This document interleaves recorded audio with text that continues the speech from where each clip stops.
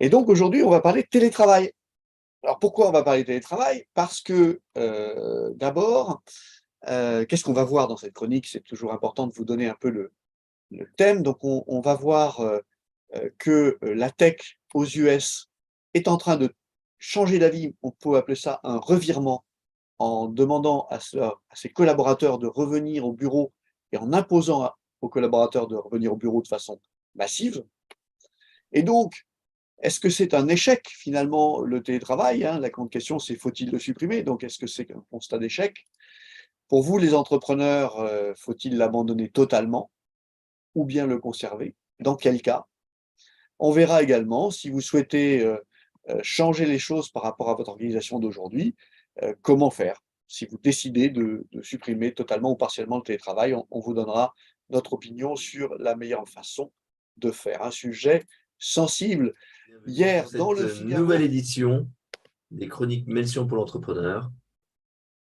Tous les vendredis à 10h30, on va parler de sujets qui concernent les Sensible. entrepreneurs. Hier, dans Le Figaro, le grand rétropédalage des géants de la tech aux États-Unis. Et donc, dans cet article, on explique évidemment que euh, les grands géants, on en parlera, ont décidé de ramener tout le monde au bureau. Un de nos clients, il y a quelques mois, m'a fait cette confidence. Mon associé ne télétravaille pas, il téléglande. Alors, je vous donne un peu le contexte.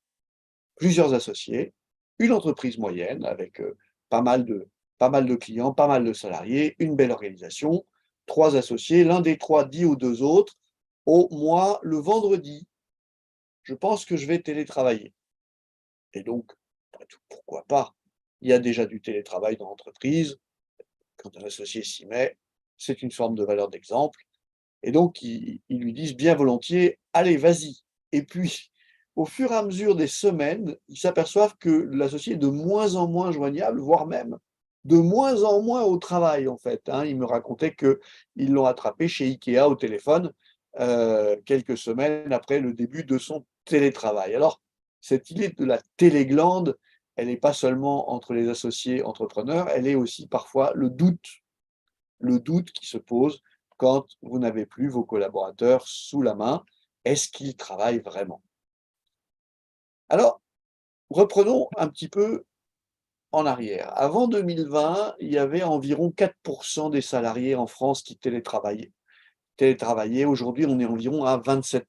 Mais qu'est-ce qui s'est passé? Bien sûr, c'est que en 2020, on a passé des accords d'entreprise, d'abord et avant tout pour des raisons sanitaires, hein. Il fallait protéger la population dans une circonstance, qui semblait importante. Et puis c'est devenu un choix. C'est devenu un choix de se dire: «Après tout, je peux organiser le télétravail dans certaines fonctions, à certains moments, dans mon entreprise». Ça a été une demande commune des salariés et des employeurs. Les salariés qui trouvent des avantages, pas de transport en commun, finalement un peu moins de stress, un peu plus, de concentration sur les tâches, et des employeurs qui se sont dit: «Ben, on pourrait peut-être rendre un plateau, 2 plateaux, 10 plateaux dans notre tour de la Défense. On pourrait peut-être rationaliser l'organisation, de notre travail, de notre workflow». Et c'est vrai que, un grand nombre d'employeurs, ont été très favorables au télétravail en même temps que c'était une demande des salariés. Et puis bien sûr, quand l'activité le permet, parce que, quand vous êtes dans l'industrie, et ben, c'est difficile de télétravailler puisque la pièce, elle va pas se monter à distance. Et donc ça concerne essentiellement ou les services ou les métiers, du tertiaire. C'est-à-dire qu'un service comptabilité ou commercial, dans une société industrielle peut tout à fait télétravailler quelques jours par semaine.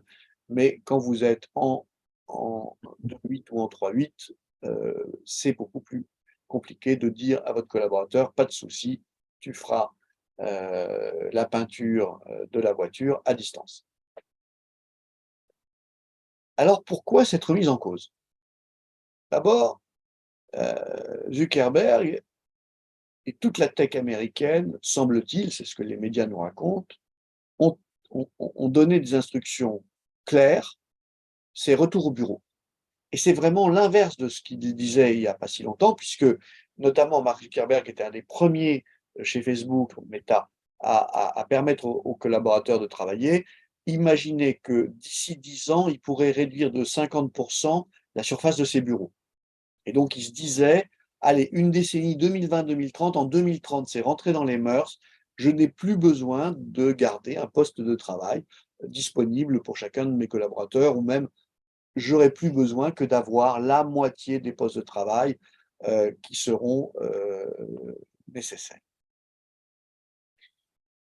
Sauf que une étude récente publiée par EY montre une chute de productivité mesurée. Alors vous savez que je ne suis pas un grand fan de la mesure de la productivité, qui me paraît être quelque chose d'extrêmement complexe pour que ça ait du sens, mais admettons-le comme un indice. Plus grosse chute de la productivité depuis 1948, carrément. Alors on y va, là, c'est parti, c'est l'effondrement de la productivité, et vous savez combien aux États-Unis, c'est mesuré aux États-Unis, vous savez combien aux États-Unis, cette notion de productivité est essentielle pour les entreprises. Plus intéressant, à mes yeux, on mesurerait une baisse de la créativité. Alors ça, c'est plus facile à expliquer, hein. Lorsque vous êtes sur Slack et que vous avez un dialogue avec vos collègues ou avec vos collaborateurs, eh bien évidemment, il y a une forme de limite au fait qu'on ne voit pas les visages, au fait qu'on ne peut pas rebondir sur la demi-idée qui a été émise devant vous, puisque sur Slack, on va vous donner uniquement la petite phrase qui aura été éventuellement réfléchie.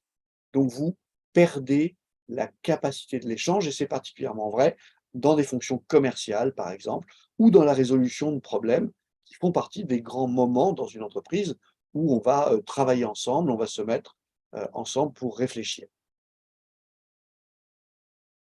Enfin, on constaterait un effondrement du lien social dans deux dimensions. D'abord, des employés qui comprendraient plus vraiment qu'ils font partie d'un ensemble qui a un projet, une mission commune, puisque ces collaborateurs seraient trop distants physiquement. Peut-être que notre câblage, notre cerveau a besoin qu'on soit dans le même endroit pour sentir qu'on fait partie du même groupe. C'est une question.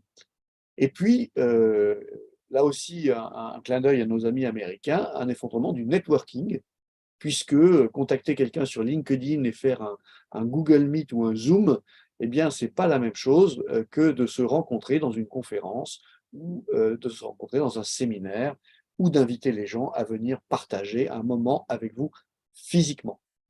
Donc, il y aurait un effondrement du lien social, et ça serait particulièrement sensible dans les fonctions commerciales, par exemple. Donc, remise en cause. Mais alors, est-ce que pour autant, il n'y a pas des aspects positifs au télétravail?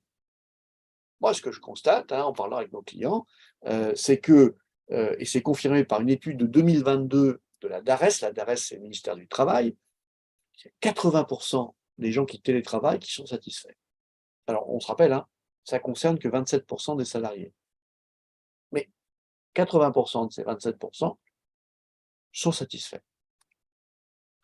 Ensuite, c'est parfois un argument de recrutement.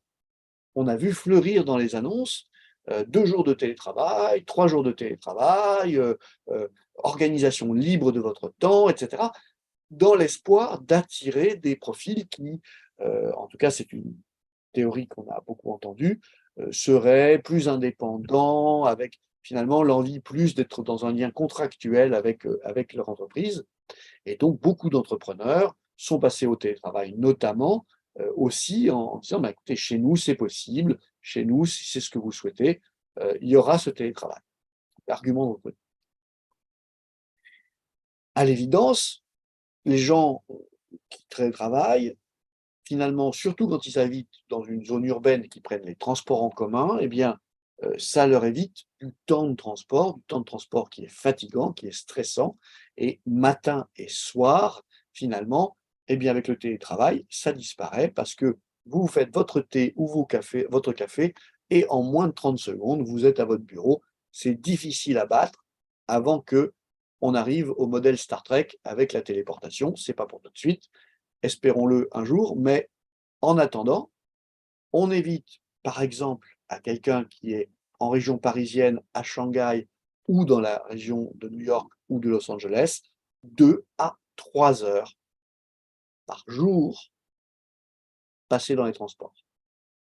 Quand on estime donc une journée de travail à 7 heures, 7h30, 8 heures, et qu'on rajoute à cette journée de travail 1 heure, 2 heures, 3 heures de transport, on voit bien qu'en pourcentage de la vie de nos collaborateurs, c'est une part importante, c'est une part stressante.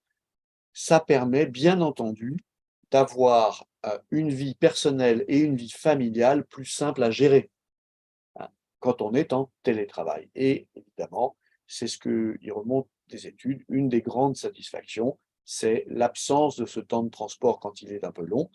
C'est moins vrai quand vous êtes à 20 minutes de votre lieu de travail, c'est c'est c'est plus vrai quand vous avez un long temps de trajet, mais surtout, de toute façon, vous pouvez évidemment mieux gérer votre vie personnelle et votre vie familiale quand vous êtes déjà chez vous et que vous n'avez plus ce temps de transport. Alors, qu'est-ce qu'on fait? Est-ce qu'il faut abandonner? Est-ce qu'il faut réduire le télétravail? Est-ce qu'il faut suivre ces géants de la tech qui sont aussi prompts à l'organiser, ce télétravail, qu'à le supprimer? Ou bien est-ce qu'il faut avoir une approche plus nuancée? Alors voilà ce que je vous propose de réfléchir. D'abord, chaque entreprise est spécifique. Il est évident que vous avez des postes qui requièrent une présence physique et vous avez des postes qui ne requièrent pas forcément une présence physique permanente. La première chose à faire, c'est de regarder au cas par cas dans votre entreprise et de faire le même travail que vous aviez fait finalement au début du télétravail, si vous l'avez mis en place, de dire, écoute, est-ce que c'est nécessaire de garder le télétravail ou est-ce que finalement on n'a pas de raison de continuer? La clé que je vous propose d'utiliser, c'est celle de l'efficience. Et donc, si dans un service, ça fonctionne, ben, ne bousculez pas votre organisation. Si ça fonctionne, ça veut dire quoi? Ça veut dire que vous avez la productivité que vous attendez et que vos collaborateurs sont satisfaits et que leur manager est satisfait. En revanche, si vous constatez un dysfonctionnement, donc pas de productivité ou pas assez, que les gens ne sont pas contents, avec vos collaborateurs ne sont pas contents du télétravail, ou que votre manager n'est pas content parce qu'il ne voit plus ses équipes, alors c'est peut-être intéressant de revenir au présentiel. Donc vous voyez la clé? On n'a pas une grande leçon à prendre, on analyse au cas par cas et on analyse à l'intérieur de l'entreprise ce qui marche et ce qui ne marche pas. Alors si on décide de changer, maintenant, comment est-ce qu'on organise le changement? D'abord, il faut reconnaître que c'est un sujet sensible, même si c'est la prérogative de l'employeur d'organiser le travail, hein, c'est dans le code du travail. Même si c'est la prérogative de l'employeur d'organiser le travail, on n'est pas au 19e siècle ni au début du 20e. Hein. Vos collaborateurs travaillent pour vous parce qu'ils y trouvent leur compte. Et donc, les conditions de travail que vous leur proposez, ça fait partie du package, comme le salaire, comme l'ambiance, comme la mission, comme votre capacité à être courtois ou pas avec vos collaborateurs. Et donc, vous ne pouvez pas, à mon avis, prendre une décision unilatérale. Il va falloir passer par une conduite du changement. Et cette conduite du changement, ça va être tout simplement de dialoguer avec les parties prenantes pour leur demander ce qu'elles en pensent, ce qu'elles constatent, si on peut améliorer quelque chose, et vous aussi, vous aurez le droit d'exprimer votre insatisfaction éventuelle quant à la productivité ou au fait que c'est devenu impossible de faire une réunion tous ensemble, sauf le mardi, et encore pas pendant les vacances scolaires, et que donc du coup, on n'a plus qu'une vingtaine de possibilités, comme je l'ai entendu dire dans certaines entreprises, on n'a plus que 20 possibilités par semestre, par an, pardon, de faire des réunions. Ce qui me paraît un peu dingue, mais après tout, chacun ressent l'expérience à sa mesure. Bien sûr, il faudra consulter les représentants des salariés, hein. C'est un changement important dans le mode de travail. Quand on a fait ça en 2020, on avait des circonstances un peu exceptionnelles. On a parfois fait ratifier les accords sur le temps partiel après coup. Là, on n'est plus dans une circonstance exceptionnelle. Donc, il va falloir ratifier un accord sur le temps de travail avant d'organiser les choses, sauf bien sûr si votre entreprise est dans le modèle extrêmement souple, extrêmement agile, extrêmement moderne. Mais néanmoins, vous devrez parler à vos représentants des salariés. Et puis, bien sûr, la tentation, c'est de dire: «Je vais imposer le changement». Et beaucoup d'entrepreneurs, parfois, imaginent que c'est une bonne solution, imaginent que c'est leur rôle d'imposer les choses parce qu'ils sont persuadés d'avoir finalement compris le problème, persuadés d'avoir une bonne solution et donc pourquoi prendre le temps d'en parler?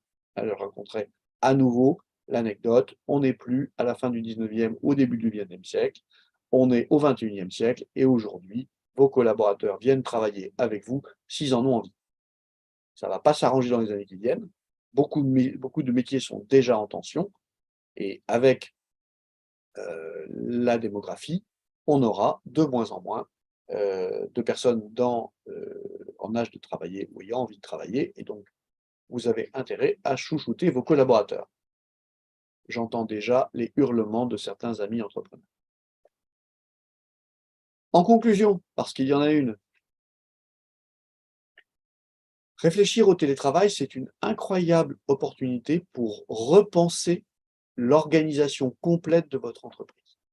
On devrait le faire régulièrement, mais on a tellement d'autres choses à faire qu'en général, une fois qu'une organisation est posée, et si rien ne vient la perturber, elle va survivre.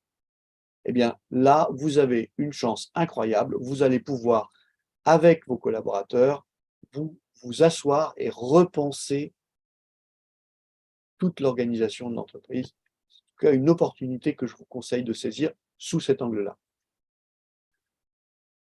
Chaque collaborateur et chaque service ont leur ressenti. Il me paraît difficile de faire une règle pour tout le monde à la Zuckerberg, une règle pour tout le monde, sans qu'il y ait à l'intérieur de ça une marge de fonctionnement, une liberté de fonctionnement. Pour les 27% de Français qui, à 80%, adorent le télétravail ou sont satisfaits du télétravail, c'est pas évident que leur dire de revenir au bureau, ça soit une bonne nouvelle. Donc, encore une fois, soyez souples. Et enfin, sauf cas particulier, et il y en a, hein, lorsqu'on doit absolument garantir, par exemple, une astreinte, lorsqu'on doit absolument garantir un temps de réaction, lorsqu'on a des équipes qui doivent fonctionner ensemble avec plusieurs typologies de compétences et que si une compétence est manquante, l'équipe ne peut pas agir, hein, un peu le mode commando, eh bien, sauf cas particulier, il faut privilégier la co-construction. La réponse, vous ne l'avez pas. Comme je le dis souvent, on est content quand on a déjà la question. Voilà un bon sujet de dialogue autour de la machine à café avec vos principaux collaborateurs. Vous qui êtes dans cet espace de la rentrée, vous nous direz dans les commentaires si vous avez totalement ou partiellement ou pas du tout supprimé le télétravail chez vous. Merci Patrick. Si je peux un petit commentaire, si je peux me permettre, et puis une Avec plaisir. question. Bon, apparemment, donc, il y a effectivement une tendance des entreprises à revenir un peu, plus ou moins, sur le télétravail, mais apparemment, on constate ce phénomène aussi chez les salariés qui, après avoir goûté aux délices du télétravail et de cette liberté, retrouvent quand même l'intérêt de la relation sociale, d'être en équipe, de voir du monde. Tout le monde n'a pas non plus des villas au bord de la mer avec des grands jardins, etc., mais des gens qui sont dans des villes avec des petits appartements voient la difficulté effectivement à faire la part des choses entre travail et vie personnelle. La confusion des genres, elle peut être dans un sens, elle peut être dans l'autre. Effectivement, on peut aller chez Ikea le vendredi parce qu'il y aura moins de monde que le samedi, et puis le samedi, du coup, rattraper ce qu'on n'a pas fait la veille. Mais à l'inverse aussi, on peut se retrouver le soir dans le même environnement où il y a ce mélange des genres entre travail, etc. Donc, il y a apparemment une tendance pour les salariés à revenir plus volontiers, au moins une partie du temps, au bureau. Et si ce n'est pas le cas, apparemment, des études montrent que ce serait un mauvais signe, c'est-à-dire s'ils ne veulent pas revenir au travail, au bureau, c'est que l'ambiance, le climat social ne les y invitent pas forcément. Et dans ces cas-là, l'entreprise, le patron, l'entrepreneur peuvent se poser des questions sur d'éventuelles réticences à cela et travailler là-dessus. Et je te remercie, c'est exactement le sens de l'idée, c'est que une décision unilatérale de l'employeur, aujourd'hui, ne me paraît avoir aucun sens. Je suis prêt à parier que ceux des collaborateurs de Meta qui adoraient être en télétravail trouveront un autre employeur s'ils sont très compétents, très demandés, voire même accepteront de gagner moins pour préserver ce qui est un revenu important pour eux. À l'inverse, interdire à un collaborateur de revenir au bureau alors qu'il en a envie me paraît tout aussi idiot. Oui. Globalement, l'entreprise, c'est un groupe d'hommes et de femmes qui ont décidé de travailler ensemble. Alors, ils n'ont pas tout le temps envie de le faire, mais ce n'est pas forcément bon signe s'ils n'ont plus du tout envie de le faire. Et donc, oui, je suis parfaitement d'accord avec toi. Il n'y a pas une solution qui marcherait pour toutes les organisations. Moi, je dis même, à l'intérieur de la même organisation, tous les services ne se comportent pas de la même manière. Je l'ai vu passer, mais je ne l'ai pas retrouvé. Il y a une petite étude qui est sortie qui montre le désarroi des managers. Parce que quand vous voyez plus vos collaborateurs pendant des mois et maintenant peut-être pendant des années et que vous les attrapez juste une fois de temps en temps, bah, est-ce qu'il y a encore un lien qui est créé? Finalement, probablement que ce lien diminue un peu en tout cas, hein, un lien humain en tout cas. Voilà. Et donc du coup, pas de solution magique, mais non plus pas de, je dirais, pas de tabou. Si vous constatez qu'il n'y a pas d'efficience, c'est votre rôle d'entrepreneur, de mettre le sujet sur la table, hein. Parce une absence d'efficience dans un des services de l'entreprise va fondamentalement se répercuter sur l'ensemble de l'entreprise. Assez rapidement ou assez lent ou plus lentement, mais donc vous ne pouvez pas vous laisser, parce que vous venez juste de signer un accord à 2 jours, par exemple, de télétravail par semaine et qu'il est tout frais, ça fait 6 mois que vous l'avez signé, vous ne pouvez pas vous interdire aujourd'hui, à mon sens, de vous poser la question. Je pense qu'il faut effectivement travailler sur le lien en entreprise. Moi, j'ai le cas autour de moi d'une problématique où en fait la présidente de la société m'a contactée en me disant qu'elle avait des soucis pour recruter des jeunes. Et en fait, elle avait une mutation dans ces problématiques de recrutement récemment, c'est que les gens disent le problème quand on est en télétravail, c'est qu'on n'arrive pas à créer de lien, on ne connaît pas les gens et c'est compliqué pour s'engager. Donc effectivement, il y a un peu ce double constat qui est que certains sont très demandeurs de télétravail parce qu'ils veulent aussi pouvoir aller travailler ailleurs, etc. Mais qu'en même temps, en particulier sur des nouveaux recrutés, ils ont un peu cette difficulté à progresser, à se trouver des personnes pour échanger, etc. parce qu'ils ne les voient pas, parce qu'ils ne les connaissent pas en fait. Et donc, Ça rejoint un des constats qui a été fait pendant le Covid qui est très étonnant, hein. Je ne sais plus quel chercheur a travaillé là-dessus, disant ce qui est fabuleux, c'est que le télétravail est un outil optimal pour des gens qui connaissent déjà l'entreprise et qui ont déjà l'habitude des relations. Ouais. À l'inverse, tout nouvel entrant dans une orga va peiner parce qu'il n'aura pas ce réseau de connexion naturel existant. On se retrouve aussi avec des écarts d'adoption, c'est-à-dire des gens plus âgés qui connaissent déjà bien la boîte, qui disent ben non, mais en fait, ça ne m'empêche pas de travailler en collaborant et communiquant. Parce que, bien entendu, je connaissais déjà la boîte. Versus celui qui rentre, j'ai une difficulté pour appréhender l'informel dans une entreprise. Ça rejoint un peu cette idée. Et ce constat-là est fait de façon... Ça fait au moins 2 ans ou 2 ans et demi que ce truc-là revient comme un motif régulier. Une question, Patrick, par rapport à ça aussi. Tu disais, effectivement, on n'est plus au 19e siècle. Évidemment, ça ne peut plus pas être une décision unilatérale. Ça va être concerté avec les équipes et avec les représentants du personnel lorsqu'il y en a. J'ai une discussion là-dessus avec une entrepreneuse que j'accompagne qui me dit que ça devient un sujet de négociation, davantage, etc. 2 jours, non, 3, etc., etc. Ce qui amène à la tentation d'en faire un peu un accord d'entreprise, de graver les choses dans le marbre et de faire une sorte de charte du télétravail. Qu'en penses-tu? Est-ce qu'on peut conseiller aux entrepreneurs d'aller dans cette direction, ou est-ce qu'on rentre un petit peu dans le registre des avantages acquis? Et à partir du moment où ce sera effectivement gravé dans le marbre, ce sera compliqué pour que l'entreprise, l'entrepreneur, et à un moment donné envie de faire revenir ses troupes au bureau pour avoir un peu plus de présentiel et se retrouver du coup coincé. Alors, j'ai un avis très clair là-dessus, hein. Il me semble, mais il faut peut-être le vérifier, qu'on n'a pas le choix. Il faut passer un accord d'entreprise si on veut organiser le télétravail, en tout cas dans les boîtes de plus de 11 salariés. Donc il y a peut-être une sorte de enfin, c'est ma compréhension, à vérifier. Il me semble qu'il y a donc une possibilité peut-être d'être plus souple dans les entreprises, moins de 11 salariés, mais à partir de 11 salariés, de toute façon, représentant, des salariés, CSE, et donc le sujet de l'organisation du travail doit être discuté pour être valable avec le CSE et donner lieu à, un accord d'entreprise. Je suis sûr que nos amis juristes du travail reviendront vers moi avec plus de précision et des cas mieux argumentés. Ah oui, alors là, tu peux dans tel cas, mais tu ne peux pas dans tel autre. Je pense que c'est un sujet qui pourrait être, revérifié rapidement. Hem Mais il et serait donc intéressant dans ces oui, cas-là de savoir si cet accord peut être sur une base, par exemple, annuelle ou biannuelle, de manière à ne pas oui, se retrouver pieds et poings oui, liés avec quelque chose qui serait gravé dans le marbre et bien se dire, sûr. voilà, compte tenu de la conjoncture aujourd'hui, de la taille de l'entreprise, de ceci, de cela, voilà comment nous allons fonctionner pendant 12, 18, 24 mois.